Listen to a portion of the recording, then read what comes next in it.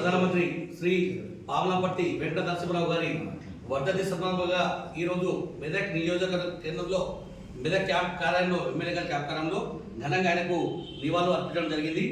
Shri PV Narasimha Rao గారు బహుముఖ ప్రజ్ఞాశాలి, బహుభాష కోవిదుడు. అదేవిధంగా ఆయన బహుభాష కోవిదుడు. భారతదేశానికి పిసిసి అధ్యక్షుడిగా, అదేవిధంగా భారతదేశానికి పిసిసి అధ్యక్షుడిగా, ఏసిసి అధ్యక్షుడిగా, అదేవిధంగా ఇక్కడ విదేశీ వాళ్ళ శాఖ మంత్రి కూడా పనిచేయడం జరిగింది. అదేవిధంగా 1901లో 91లో పివి నరసింహ చనిపోయిన తర్వాత, రాజీవ్ గాంధీ గారు చనిపోయిన తర్వాత ఆయనకు ప్రధానమంత్రిగా బాధ్యత ఇవ్వడం జరిగింది. అప్పుడు భారతదేశంలో ఆర్థిక వ్యవస్థ చాలా బలహీనంగా ఉండే.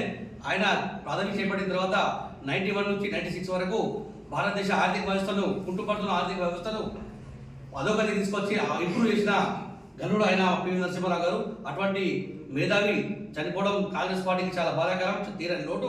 కాబట్టి ఈరోజు మెదక్ ఎమ్మెల్యే గారి క్యాంప్ కార్యాలయంలో ముఖ్య నాయకులు అందరూ పివి నరసింహారావు గారికి నివాళులు అర్పించడం జరిగింది.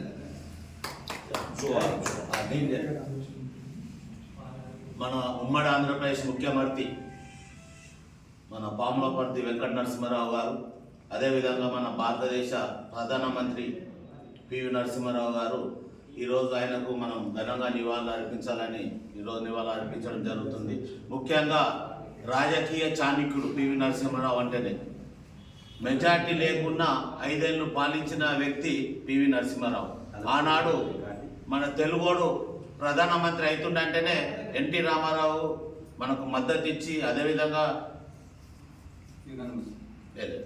ఆంధ్రాలో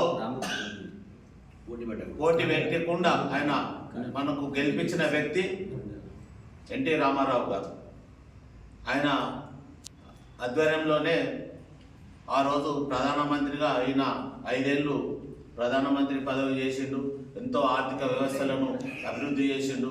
ముఖ్యంగా ఆయన రాజకీయ వృద్ధుడే కాకుండా మన తెలుగోడు కానీ మనం ఘనంగా గర్వించేదాకా పాలన అందించినందుకు ఆయనకు ఈరోజు నివాళులు అర్పిస్తుంది.